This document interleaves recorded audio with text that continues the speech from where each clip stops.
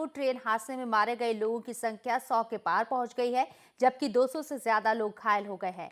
घटनास्थल पर राहत और बचाव कार्य जारी है। रेल राज्य मंत्री मनोज सिन्हा घटनास्थल पर पहुंचकर वहां का जायजा ले रहे हैं। यहां पर आदेश दिए जा रहे हैं कि जल्द से जल्द यहां पर लोगों को राहत मिले, रिलीफ मिले, क्योंकि 100 लोगों की मौत हो गई है। बड़ा ये ट्रेन हादसा है और इस हादसे के मद्देनजर रेल राज्य मंत्री घटनास्थल पर पहुंचे हैं। तस्वीरें आपको दिखा रहे हैं।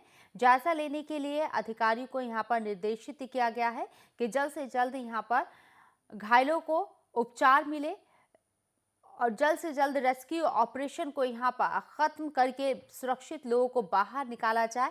आपको बता दें, भीषण हादसा ट्रेन हादसा आज सुबह 3:10 पर हुआ। 14 बोगियां पटरी से उतर गई हैं, जिसमें 100 से ज्यादा लोगों की मौत हो गई है, 200 से ज्यादा लोग घायल हैं।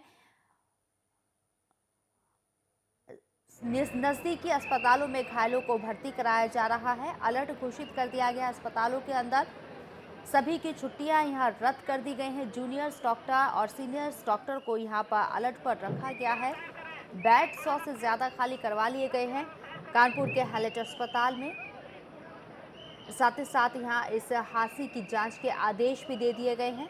हादसा कैसे हुआ है और कितना भीषण यह हादसा है, कितने लोग मारे गए हैं, किस तरह से यहां पर रेस्क्यू ऑपरेशन चल रहा है, किस तरह की स्थिति है, इन सब बातों को नज़दीक से देखने के लिए, जानने के लिए रेल राज्य मंत्री मनोज सिन्हा घटनास्थल पर पहुंचे हैं हालात का जायजा लेने के लिए।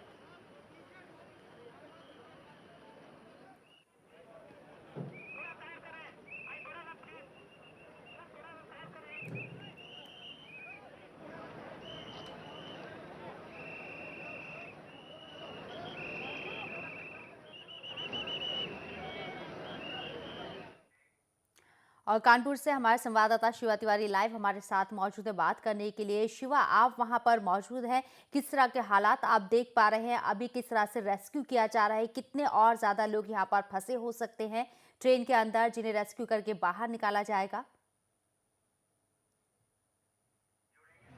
देखिए, अभी यहाँ पर मौके में जो रेस्क्यू ऑपरेशन है वो काफी युद्ध स्तर पर चलाया जा रहा है। जो एनडीआरएफ की टीमें हैं, आर्मी की टीमें भी यहाँ पर बुलाई गई है, साथ में लोकल जो बॉडी की टीमें हैं वो भी यहाँ पर मौजूद हैं। और जिस तरीके से हमारी एडीजी से भी बात हुई तो उनके मुताबिक अब जिस तरीके से लगातार रेस्क्यू ऑपरेशन चला है तो अब ट्रेन में कोई भी जिंदा व्यक्ति होने की संभावनाएं खत्म हो चुकी है। जितने भी जिंदा व्यक्ति हो सकते थे उनको ट्रेन से निकाला जा चुका है। जो घायल थे उनको अस्पताल भेजा जा चुका है और जो सही सलामत थे उनको भी यहां से निकालकर शिविर में रखा गया है। और अब जो टोल एक निकलकर सामने आ रहा है, करीब 100 से ज्यादा ऐसे लोग हैं जिनकी मौत अभी तक कंफर्म हो चुकी है। लेकिन अभी ये भी माना जा रहा है कि हो सकता है अभी भी जो ट्रेन का कुछ मलबा है उसमें कुछ लोग हो सकते हैं कि दबे हों, लेकिन उनके जीवित होने की गुंजाइश लगभग खत्म हो चुकी है।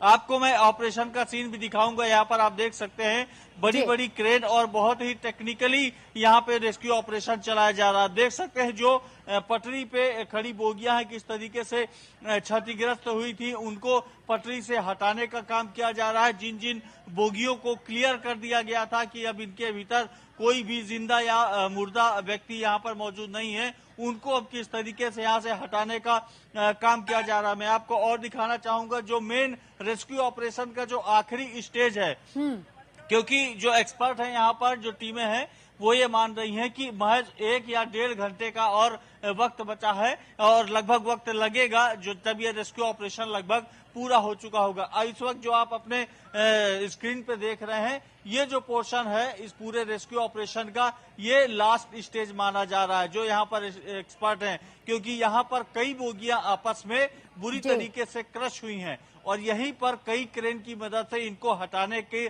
कोशिशें जारी है ताकि इनको अलग किया जा सके और जो बीच में मलबा है, ट्रेनों का जो बोगियों का मलबा है जो क्रश हुई है, उनको हटाया जाए और उनसे भी देखा जाए कि क्या कोई ऐसी गुंजाइश है कुछ लोगों की जो इसके बीच में अभी भी फंसे हुए हैं। आपको बताएं कि यहाँ पर कई ऐसे लोग भी हमें मिले जो उस हादसे में जीवित बचे लेकिन सदमे में थे और वो कुछ कह पाने की स्थिति में नहीं थे। हमने उनसे बातचीत भी की। करीब 3 बजे तड़के लगभग सभी यात्री हैं अब अधिकतर सो रहे थे और अचानक से एक जोरदार आवाज हुई और उसके बाद से किसी को कुछ पता नहीं चला और ये पूरा हादसा हुआ। चूंकि जो सबसे एक जी। बहुत राहत की बात ये रही कि जो ये पुखराया जगह है काफी, जहां पर यह हादसा हुआ है पास में ही एक बस्ती है, तो यहाँ के जो लोकल लोग हैं वो जी। बड़ी काफी तादाद में यहाँ पर पहुंच गए थे। उसके बाद से फिर जैसे ही प्रशासन को ये खबर मिली, प्रशासन के लोग यहाँ पर पहुंचने लगे।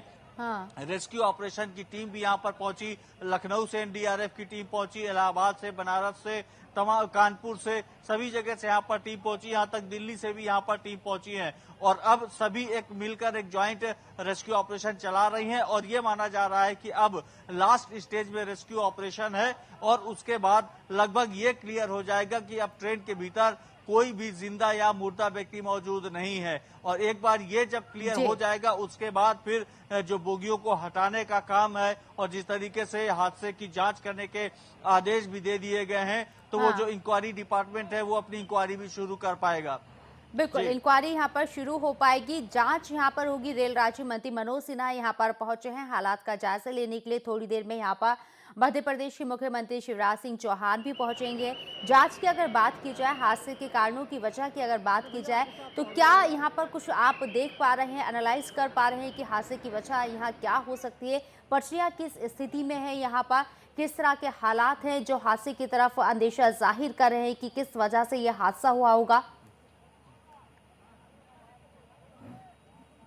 देखिए, सबसे पहले शबनम बता दूं कि ये सिंगल लाइन है और यहाँ पर चूंकि अब इस वक्त पटरियों को देखकर अंदाजा लगा पाना मुश्किल है, क्योंकि डिरेल हुई है और उसके बाद से पटरियां डिकपलिंग हो चुकी है, काफी पटरियां उखड़ चुकी हैं, जो बोगी के बीच में मलबा फैला हुआ है। लेकिन जो एक शुरुआती वजह मानी जा रही थी कि शायद कुछ बोगियों के पहिए जाम हुए थे इस हादसे में।